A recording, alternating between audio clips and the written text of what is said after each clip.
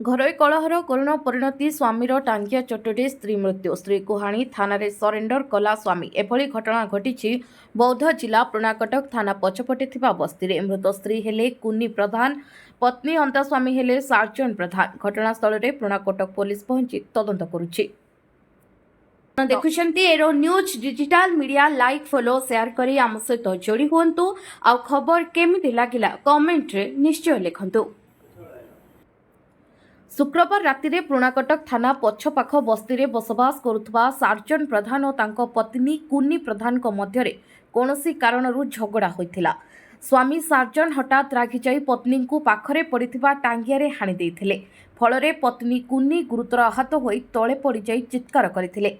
यह देखि सार्जन संगे संगे घर को ताला पकाई निकटरे थिबा पुलिस स्टेशन को जाई समस्त घटना कहबा सह निजकू पुलिस जिम्मा देइथिले। परे पुलिस कर्मचारी माने आसी कुनी को ताला भांगी घर उद्धार करने सहित पुलिस भ्यान रे पुरुणाकटक हॉस्पिटल नेथिले। सेठारु कुनी को गुरुतर अवस्था रे बौद्ध मुख्य चिकित्सालय स्थानांतर करा जायथिला, किंतु अधिक रक्तस्राव पई कुनी अधा रास्ता रे मृत्युवरण करथिले।